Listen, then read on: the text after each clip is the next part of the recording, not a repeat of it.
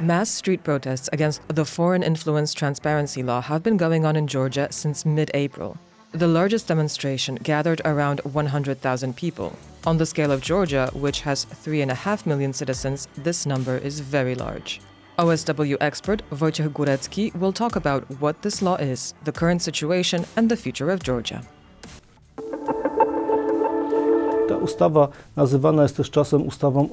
This law is also sometimes referred to as the Foreign Agents Law because it stipulates that any entity, non-governmental organization or media outlet that is more than 20% funded from abroad will have to identify itself on a special list as such an agent of foreign influence, as an agent carrying out the tasks of foreign states.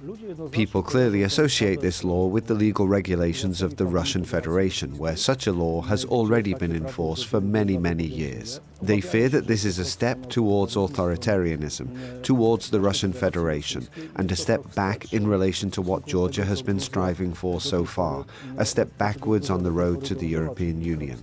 We have to recall that Georgia has had candidate status for the European Union since last December.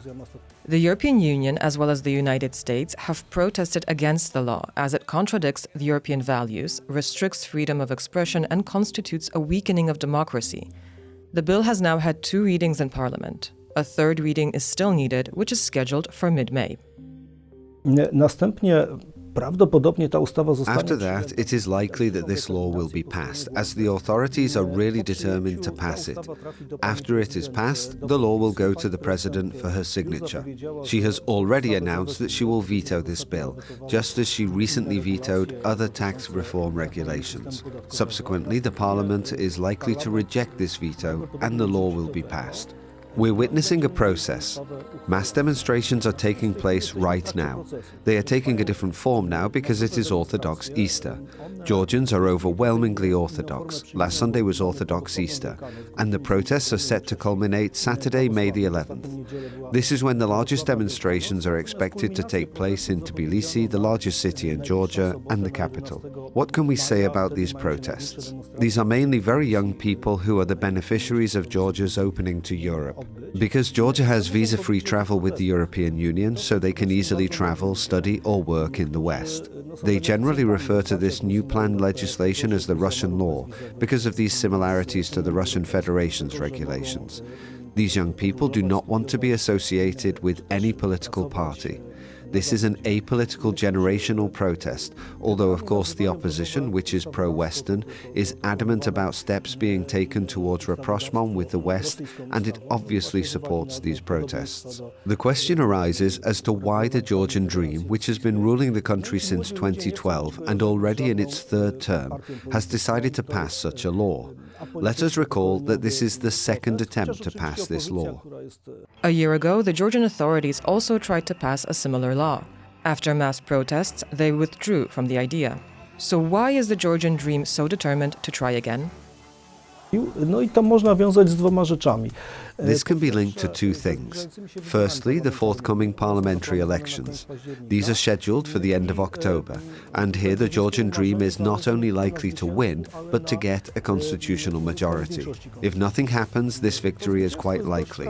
All the polls give the Georgian Dream a big lead over the United National Movement, the main opposition party founded by former President Mikhail Saakashvili, but also over other groupings. The ruling party, on the other hand, would like to gain this constitutional majority to continue to have tight control over the country and to enable it to choose the president.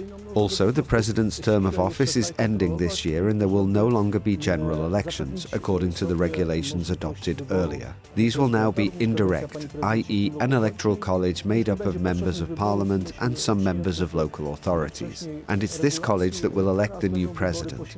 Of course, the greater the majority which the Georgian Dream has in these bodies, in the local governments, the smaller the chance of something happening that the government cannot foresee. Acting President Salome Zurabishvili was elected with the support of the Georgian Dream, but then came into conflict with them. She has spoken out very strongly against precisely this law on foreign agents.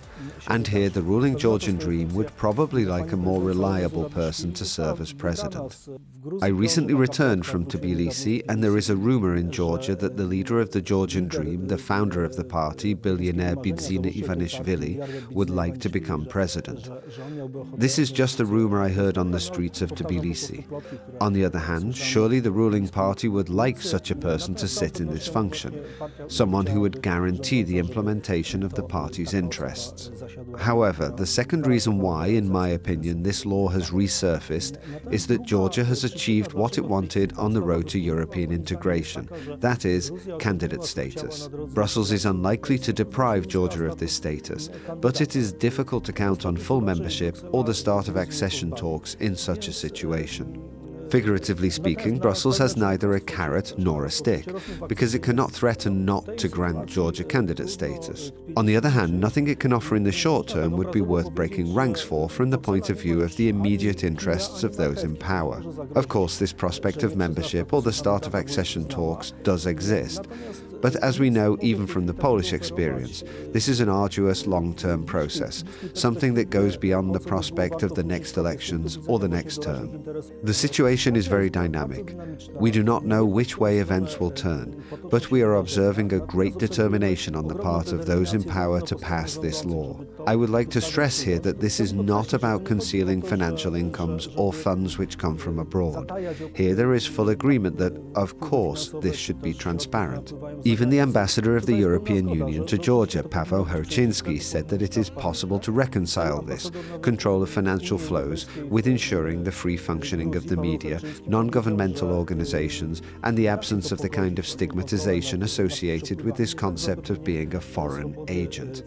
The authorities are determined to pass this law in the form in which it is currently being processed. The protesters are also very determined not to let this happen. The West is putting a lot of pressure on Georgia to withdraw from this pending legislation. We will see what the next few days bring, that is, May the 11th, and these opposition protests, then the planned third reading and the passing of this law. To use the language of sports commentators, the ball is in play.